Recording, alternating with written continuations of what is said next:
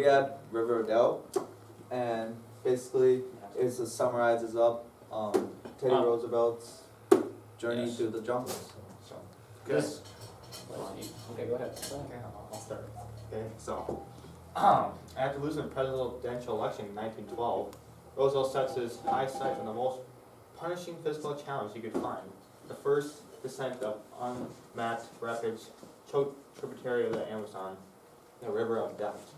Together with his son Kermit and Brazil's most famous explorer, Rondon, and a couple of Brazilian explorers, they started their expedition down the River Doubt. Well, basically, they started how he lost. He ran against Wilson, and he got out of the Republican Party, and he made his own party, the Progressive Party, the Baldwinsburg, sorry. And he lost, and basically he went into depression, basically. What do you want to call it, right? No, that was right there. Oh. This, so it says Roosevelt and his men, they ran into many difficulties, losing their canoes and supplies, starving, Indian attacks, disease, drowning, and a murder. 3 men end up dying in the book, and Roosevelt is brought to the brink of suicide. And we said that this book keeps you on the edge of your seat, wondering what could possibly happen next. So, okay, go next to Roosevelt. Talk about him. So I put, he was a man who loved nature, loved adventure, loved putting himself into very challenging situations, especially after like a defeat or any time when he was feeling beat. He started the Rough Riders during the Spanish-American War, which was basically just a bunch of guys on horses going around, and it was very challenging. Then he went on hunting expeditions in Africa, and then he explored the Amazon. He like I said, he put himself into these difficult situations whenever anything bad would happen. Like when he was younger, his wife and daughter both died, and after that he went, They died hours apart, basically. Yeah, they died basically in As soon as she gave the birth, same day. they died. So he packed up and he went to North Dakota on this hunting expedition up there. That was very challenging for him, but he just put himself into these. And when he was younger, he was born with asthma, and everyone thought that he was just, going to be the typical kid with asthma, but he always pushed himself hard to overcome that.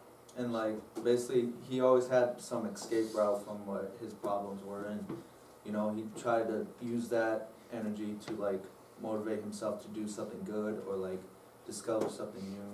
So yeah. He's a hard worker guy. Never gave in to pressure. Go ahead. Okay, so we got Kermit Roosevelt. Kermit's the second son of Teddy. He also has a passion for exploration and accompanies Teddy to Africa on a hunting trip and to South America and to explore the River of Doubt. He always feels that pressure of filling his father's shoes and always trying to prove himself. He keeps Teddy motivated on the trip and keeps him from not committing suicide. So basically he wants to be like his father and do what he does, and basically keeps Teddy from not giving up on the expedition and from dying. And his father, sets a standard for him. So like, he thinks that he should be up there too. And I think didn't we mention about his wife too? Yeah. That Alice. he has problems with his wife because he's out on this trip. Well, she died, yeah. Yeah, didn't she die? Yeah. Yeah. And then Edith is a Yeah, and then he has all those problems too to deal with. And the kind of ironic thing is he keeps his father from committing suicide on this trip, but he actually ends up committing suicide during the Second World War. So all that pressure just finally got to him. So Colonel Rondon, he was the most famous Brazilian explorer, and he went on many expeditions down the Amazon and one down this River of Doubt, and then he went down it again with Teddy. He's a great leader, but him and Teddy are always kind of butting heads about whose idea what to do. Teddy actually wants to go back when they run into these problems, and he's like, no, we need to keep going. And he's always saying that that these Indians are harmless. He's always, people are always saying that they're wild and crazy, but he's saying that they're harmless unless they're provoked. But during this expedition, they actually get attacked by them, and it kind of disproves his theory. Yeah, he's a big believer in like the natives. He thinks they know the land better than they do, so he tries to help them out so that they help him out on their expedition. Yeah, he's been on many of these expeditions, so. And then we had George Cherry, and he was an American naturalist and explorer. And he went along on this trip because he wanted to explore and find new species of stuff for the Museum of Natural History that he worked for, and that's how him and Teddy knew each other, because when Teddy went to Africa, he brought back specimen for this. So then he went along to find new stuff down in the Amazon. So that's why he went. Yeah, he's basically like the representative of the museum, so. So, vocab words. Aboriginal, meaning inhabiting or existing in the land from the earliest times or from before the arrival of colonists. Indigenous. Bewildering, to cause someone to become perplexed or confused. Treacherous, hazardous because of presenting hidden or unpredictable dangers. Comrades, basically a companion of who shares activities or is a fellow organization. And betrothed, the person to whom one is engaged. Okay, so then now we're on to our main idea. So I had why does Teddy always put himself into these dangerous situations, and I basically described this when we were talking about him, but he's a fighter, and whenever something bad happens to him, he feels that, you know, it's his fault and that he should go do something to combat this. So whenever he lost his election, he thought he had it in the bag, but he lost, and he didn't know what to do because he was president for 8 years, so he didn't really know how to live not being like that. So when they asked him to go down here, he thought, yeah, this is going to be very dangerous, and so he pushed himself really hard, and that's why he always puts himself into dangerous situations, just because he feels like it's his fault, and then he needs to basically like redeem himself, so he always pushes himself really hard. So is it like his coping mechanism? Very much so. But on this trip, he wasn't intended to be put into a dangerous No, situation. they thought it was going to be a quick trip, and you know he thought it was going to be good exploration, and then it turned into way more than that. You know, when they started losing their canoes, they started. When he dove into the river to try to save someone, he cut his leg and got really infected, and that's when he was going to kill himself. But then his son made him kind of keep pushing on. So like you said, it wasn't supposed to be this big dangerous thing, but when it was, he enjoyed it, I guess, because he liked putting himself in those situations. Alright, so my main ideas was the trip worth it? Well, what we said, you know, was it really worth it? I mean, they did find a bunch of creatures, they discovered new species and new plants, and not to mention the River of Doubt, you know, they went down it and through the Amazon, and to us, we thought it was pretty worth it, I guess, because, you know, without it, we wouldn't have even known of those species or anything. And then another one was, how do you deal with failure, and how do they deal with failure? So basically, for me, example, when I deal with failure, you know, I just try to look up, keep my head up, and just keep pushing forward. But with these guys, you know, they can't really sit around and dwell on what they've done or anything. Or Teddy Roosevelt, for example, too. He goes out and uses what he failed on to motivate himself to make a positive impact, and that I think is pretty good to have in life. And, yeah. 2 questions on this one. Rondon goes back later and redoes the river in order to really get into some of those exploration type things he might have missed the first time. And he takes much more care in planning it out. And this first trip, they were never supposed to be there, so it was an off-the-cuff travel experience. So, was it worth it in that regard? Why didn't we just wait until later and plan this out more thoroughly next time? I mean, yeah, like you said, he got more than what he bargained for. But for Teddy Roosevelt, it was worth it for him because it's something that he had to escape from because of what he failed with or what he thought he failed with. And just in that kind of context, we kind of thought it was worth it. But so what about people who will say, and he did get this criticism, they talk about it in your text, Yep. that several people died. Mm-hmm. There was a lot of money spent on this, basically to stroke one guy's ego. Yeah. What about that? Well, that's what we were in the for like the museum and stuff like that, and like for Teddy, it was worth it. You know, they found all this new stuff. But like we said, I'm sure if you ask the families of the people who died, Yeah. I'm sure they're gonna say it wasn't worth it. Yeah. Well, the museum, they didn't even want to go there because they didn't want Teddy dying. They didn't want to be known for as the place where they got Teddy killed, basically. Good. So they had a bigger PR concern. They didn't Mhm. want that on their shoulders. But that's the same. Isn't that the National Geographic Society? Yeah. Yep. And later on, they used this as a triumph of exploration. Mhm. Yep. Okay.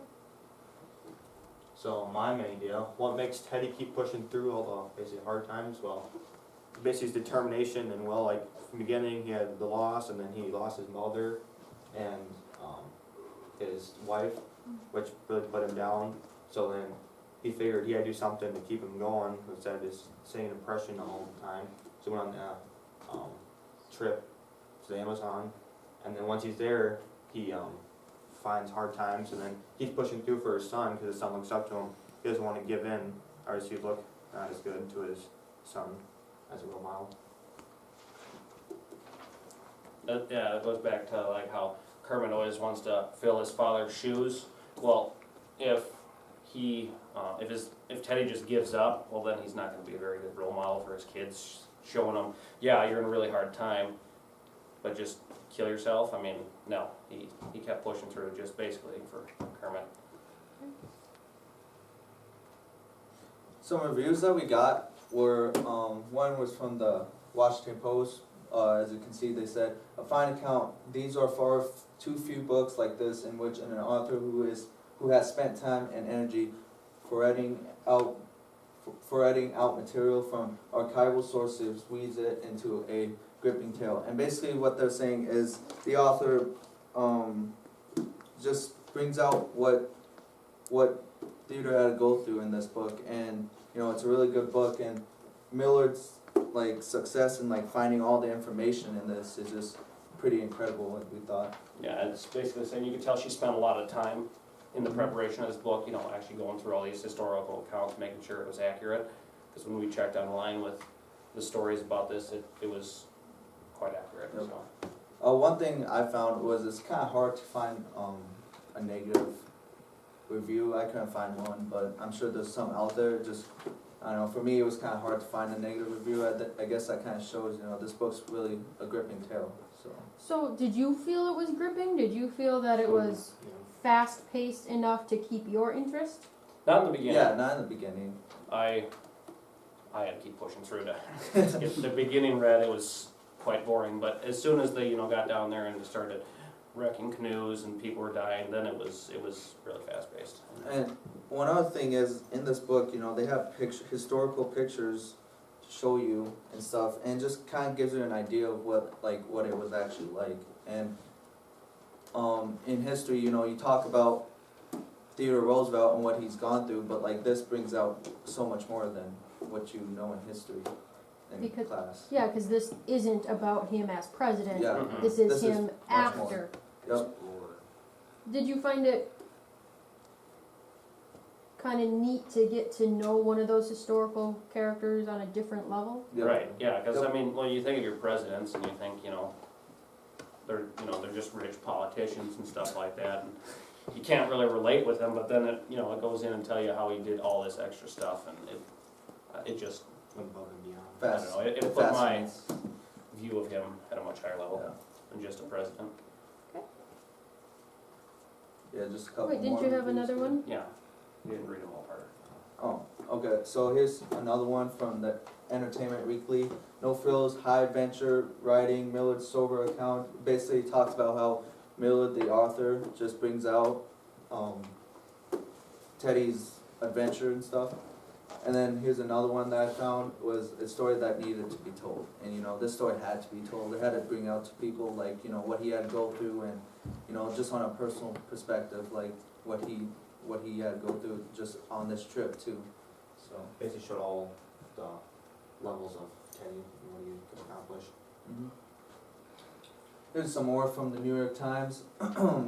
Miss Millard's success. Basically, she's talking about the author, you know, and taking a broad, humbling view of one man's place in the natural scheme of things. So basically, she's saying there, you know, this man like stands out. Teddy Roosevelt just stands out in the, you know, real world, and what he does is just really incredible. And one last one is Miller nails the suspense of Alabama suspense for this story.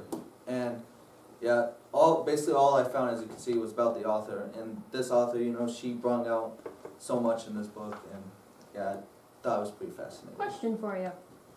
When you read this book, if you hadn't looked at the cover of the book, did you think it was being written by a guy or a gal? Honestly, Guy, I thought it was a guy. yeah, I'd say guy. yeah. They didn't show any hints of chick writing. Yeah, so in nonfiction writing, it's something that's incredibly difficult to do. Yep. But the author removes themselves from the situation. Mm-hmm. And if you couldn't tell what gender that author was, we tend to default, because of literary history, that it's a male author. Yep. But do you feel like she did a good job of removing herself and focusing on Yeah. that Oh, yeah. person then? It basically, I mean, it seemed like almost reading out Yeah. a history textbook Yeah. because What it I was the historical accuracy. Yeah, she got all the points basically she needed. Yeah, what she was doing was she was working with the National Geographic's National Geographic place. I don't know what Society. Society. That's what I was gonna say, but I didn't know if that was right. But yeah, she was working with them, and you know, she just got all the information from them, and you know, just basically gathered it all together and put it in just this book. And like the last review says, she nails the suspense element. That's very true. I mean, it's very you keep reading and you're like, well, what's going to happen now? Or you know, this already happened bad. Maybe they're in for some good times now, but just worse stuff happens. So Question. You have two big characters in this text. Obviously, Teddy Roosevelt, Mhm. because its It's focus about is on him, yeah. him, and Colonel Rondon. When I read this text, and when the previous group read the text, one of the things that kept coming up in discussion was, I would love to hear what he had to say about it, or what he thought about it, or how he compared this experience to his Right. others, or even to read about Rondon's other explorations. Mhm. Is that something you guys are interested in doing? Well, yeah, like Yeah. I said, they're both very strong-willed people, and they don't always see it the exact same way. Yep. And this is just basically Teddy Roosevelt's historical account. So I'm sure if they made one that was Rondon's, I'm sure it'd be different in some aspects. And you know, maybe he was saying what he was thinking, but yeah, they're very different. Because he's like the Lewis and Clark of South America. Yeah, it's And- always good to get someone else's perspective. You know. Did any of you watch the PBS special on this If text? not, No. Oh, you need to do that. You will like it. If you enjoyed the book, you will like that. They're very, very true to the text. I agree. And it's about, I think, an hour and a half long. It's worth the time. In fact, I was really impressed that you juniors had requested this particular text. And my grandpa's blind, so he can't sit down and read the book, but he listened to the PBS show of it. And he was impressed that I had juniors wanting to delve into this topic. So yeah. Well, like I said, at the beginning of the book, it was super boring. Basically just told his life story before that. No, Do you want to explain a skit? Oh, okay, so yeah, we're gonna do our skit, and we're basically, it's just gonna show you how high the tensions got between people during this thing. It was supposed to be a couple weeks journey, and then they decided, hey, let's go down this river of doubt, and then it ended up being a couple months. And they, tensions got really, really high. Get your backpacks. Alright, yeah, go ahead with that. Want me to tilt it down? yeah, Here, you music just is good. Hey, move it up or down. Just Can we use see this out here? lever. There you go. are we out of the camera here? If you need to loosen it, is that you can twist the handle a little bit, and that'll loosen it. Right. When I start talking, yeah. So we have a helper. Yeah, Steve? Take some stuff out of your bag. Okay, yeah. Okay, we'll just set the scene here. John is George Cherry, and Brett is Kermit Roosevelt, and they're working and packing up camp at one of the sites that they're ready. And, yeah. You're patient. I'm Pei-Shang, the food stealer. You guys ready? Ready, John? Yep. Okay, so I caught Pei-Shang stealing food again. Well, there's not really much we can do about it. I mean, he's one of the healthiest men we have here. Just go back to work and don't worry about it. Oh, you must have saw a bird or a monkey. Let's go see if he caught anything.